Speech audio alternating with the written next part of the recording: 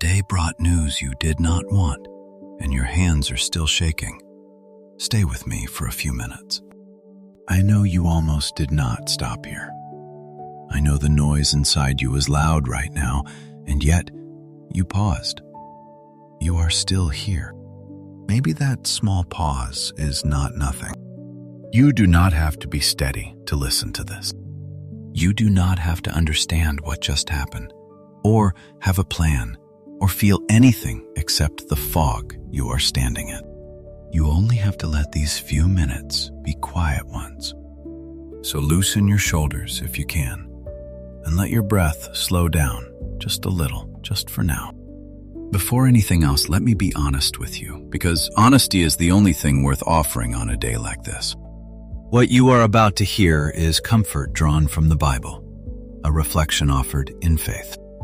It is not a private message from heaven about your situation. It is not a prediction, and it is not a promise that the news will change. It is simply the steady comfort of Scripture read slowly over you in the hours after everything shifted. And there is one line from the Bible I want to set under your feet tonight, like solid ground. It comes from the book of Psalms, the 112th Psalm, verse 7. Hear it slowly, with whatever is left in you. He shall not be afraid of evil tidings. His heart is fixed, trusting in the Lord. Let those words rest on you for a moment. Not afraid of evil tidings, not afraid of hard news. A heart that is fixed, that is held steady, because it is leaning on the Lord. Notice what it does not say. It does not say the news was good. It does not say the danger was a mistake. It says the heart can be steady even when the tidings are not. In the Scriptures, this is the picture of someone who has somewhere solid to stand, even on shaking ground. And tonight, that ancient steadiness is being spoken over you. So let these words reach you the way the Bible offers them, as if the one who made you were sitting close in the quiet after the call and saying, "My child, I am here. I am here in the hours that split your life into before and after. I am here while the world outside keeps moving, the cars still passing, the clocks still turning as if nothing happened, when for you everything just stopped." The Scriptures describe a God who is near to the brokenhearted, close to those crushed in spirit. And right now, that nearness is for you. Not later, when you have processed it. Now, in the middle of the fog. I have seen the way the words landed in you. I have seen the moment your breath caught. I have seen you trying to hold your face together while your mind raced somewhere far away. I have seen you reading the message again, as if reading it once more might change what it says. And I have not looked away from you. Not for 1 second of this. I know part of you is afraid right now, and I am not going to scold that fear. Fear is what a heart does when something it loves feels threatened. It is not weakness. It is love, frightened. But hear me. You do not have to be afraid alone, and you do not have to be afraid forever. The verse does not say a steady heart never trembles. It says a heart fixed on the Lord does not have to be ruled by the fear. Trembling hands can still be held. A shaking heart can still be steadied. You can be afraid and held at the very same moment, and both of those things can be true tonight. You are not falling through empty air. There is something underneath you, even now. You are not facing this with no one beside you. You are not as alone in this room as you feel. The fear that says you have to carry the whole weight of this by yourself in this single night is not telling you the truth. There is a voice that shows up fast on days like this. You have probably already heard it. It speaks in your own tone, so it sounds like your own thinking. That is how it slips past you. It runs ahead of the facts and starts writing the worst version of the story. It fills in every blank with the darkest possible answer. It tells you how it all ends, in detail, before anyone has told you how it ends. And in the quiet, it plays the future on a loop, every fear dressed up as a certainty. My child, hear me. That voice is running far ahead of what you actually know. It does not speak for heaven, and it does not know the things that only God knows. So tonight, when that racing voice starts narrating the ending, you do not have to believe every word it says. When it says you cannot survive this, the truth says you have survived hard things before, and you were carried then too. When it says you are completely on your own, the truth says the Lord is near to the brokenhearted. When it says there is no steady ground anywhere, the truth says a heart fixed on the Lord can stand. You do not have to argue the voice down. You only have to stop letting it write the ending it does not actually know. So if you are listening tonight with news still ringing in your ears, this is for you. If you got a phone call today that you will never forget, this is for you. If you opened a letter or read a result or heard a sentence that you keep replaying word for word, this is for you. If you are sitting in the strange quiet that comes after, where the shock has not fully landed and the tears have not fully come, this, especially, is for you. You do not have to look okay here. You do not have to be brave for anyone in this moment. You do not have to find the meaning in it yet, or the lesson, or the right way to feel. Come just as you are, shaken and unsure, and let that be enough for now. In the Gospel of Matthew, the 11th chapter, there is an invitation that fits a day like this one.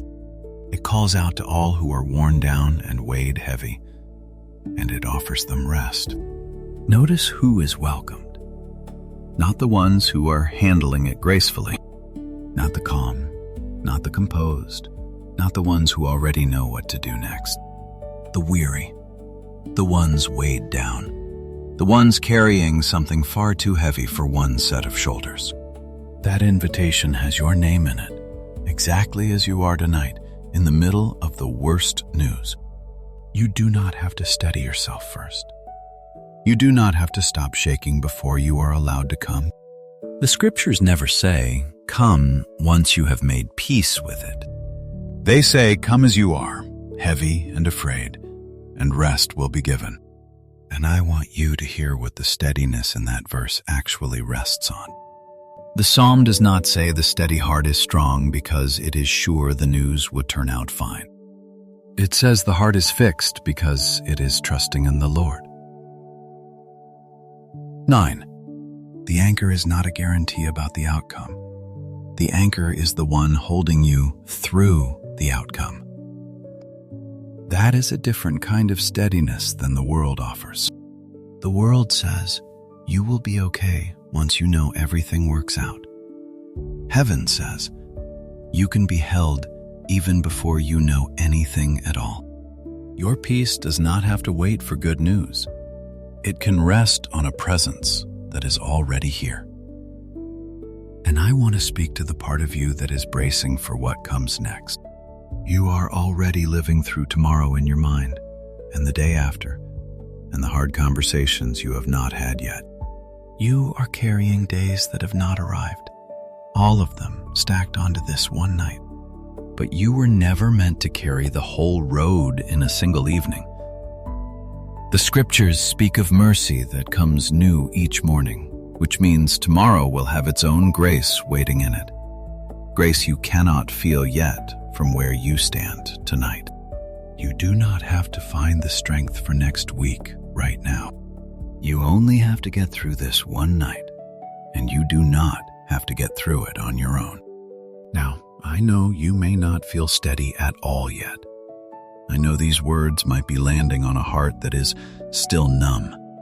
Steadiness comes slowly when the ground has just moved. And that is all right. That is not a failure of faith.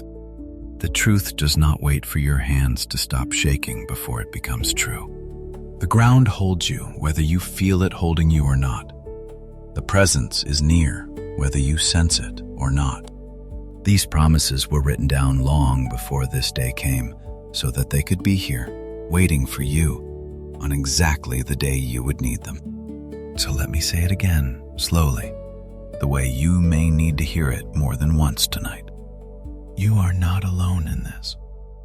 You are seen and you are held, even here. The fear wants you to believe that everything good is now behind you, that this news is the whole story and the rest is only loss. But heaven does not read your life the way fear reads it. Fear sees only the next cliff. It cannot see the hand that has held you over every cliff so far. And that hand does not let go because the news got hard. It holds tighter in exactly these hours. When you were strong, you were held. And now, when you feel like you are falling, you are held still. On your steadiest day, you were carried. And on this, one of your hardest days, you are carried still. I want you to look back, just for a moment, on the other hard days you have already lived through. The news you once thought you could never survive. The seasons you were sure would end you. And yet, here you are, still breathing, still here, listening, on the other side of things you did not think you could face. Do you remember how you got through? Not perfectly, not without scars, but through. Do you remember the strange peace that sometimes arrived on the nights you had no reason to expect it? Do you remember waking with just enough to face the day, when the night before you were sure you had nothing left? The scriptures would call that the steadying hand that does not let go, even when you cannot feel it working. You did not survive those days because you were strong enough on your own. You survived because you were held. And the same hands that held you then are not going to drop you now. And here is something the fear is hiding from you tonight. Steadiness is not the absence of trembling. It is trembling that still has something to hold on to. You think you have to feel calm to be okay, but that is not what the verse promises. It does not promise a heart that never shakes. It promises a heart that is fixed, anchored, tied to something that will not move. A boat in a storm is not steady because the water is calm. It is steady because the anchor is deep. Your peace tonight does not depend on the storm stopping. It can depend on the anchor holding. And the anchor the psalm speaks of is not your own strength. It is the Lord you are leaning on. So when the waves come again in an hour, and they may, you do not have to make them stop. You only have to stay tied to what holds. And let me speak gently to the questions circling in your mind right now. Why this? Why now? Why me? What did I miss? What could I have done? The questions come fast on a day like this, and not all of them have answers. And the ones that do may not come tonight. You do not have to solve it all this evening. You are allowed to not know yet. The scriptures are full of people who sat in the unanswered, who waited in the dark without a tidy reason and were not abandoned there. Being without answers is not the same as being without God. You can hold an open question and a steady heart at the same time. The verse does not require you to understand. It only points you to the one you can trust while you wait. So set the unanswerable questions down for tonight. They will still be there tomorrow, and so will the grace to face them. So tonight, I am asking you to lay down a few things you were never meant to carry through these hours. Lay down the need to have it all figured out before morning. Lay down the imagined future that fear has been forcing on you in detail. Lay down the pressure to be strong for everyone while your own heart is breaking. You were not made to carry those things tonight, and you do not have to carry them by yourself. and about the fear that keeps writing the ending, the worst case it keeps insisting on, the future it keeps painting in the darkest colors. Hear this carefully, my child. You do not actually know the ending yet, and neither does the fear. The scriptures speak of a God whose thoughts toward his people run deeper than the fear can reach, who works in the places no eye can see. I am not telling you to pretend the news is not real. The news is real, and your fear about it makes sense. I am telling you that the fear does not get the final word, because it does not have the whole picture. So let the fear be honest about what it feels, but do not let it pretend to know what it cannot know. If these words have steadied you even a little, you do not need to do anything dramatic. You do not owe anyone proof that this helped. You do not have to perform your faith for a stranger. But if you would like, take this quiet moment and turn it into a small prayer. It can be as simple as this. Lord, I am afraid, and the news is heavy. Hold my heart steady while I trust you. There are no perfect words for a night like this. The scriptures show God meeting people in groans and in silence and in prayers too shaken to finish. Your honesty is enough. The fear in it is not a problem to him. And if someone you love comes to mind right now, someone who got hard news of their own, you are welcome to share this quietly with them. Not as a chain, not as a demand, just as a kindness, the way you would sit beside someone who got the same call you did.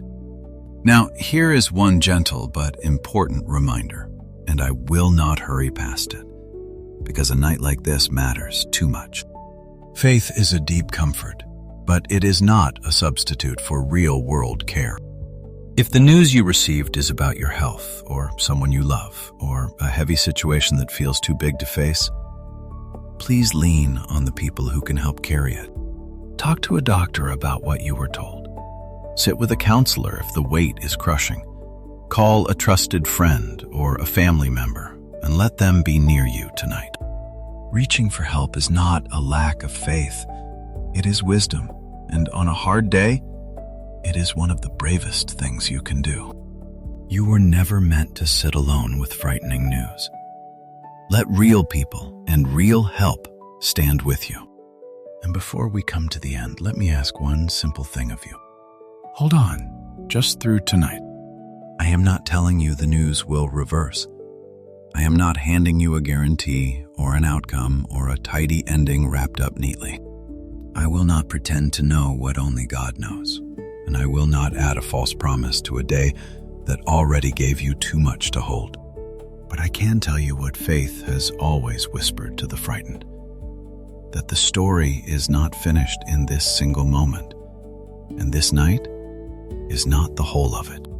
You have lived through every one of your hardest days so far. Every single one. That is not nothing. That is grace, carrying you on the days you did not even notice you were being carried. So when the fear rises again tonight, hold on. When the questions have no answers yet, hold on. When you cannot see past this 1 hour, just get through this 1 hour and hold on.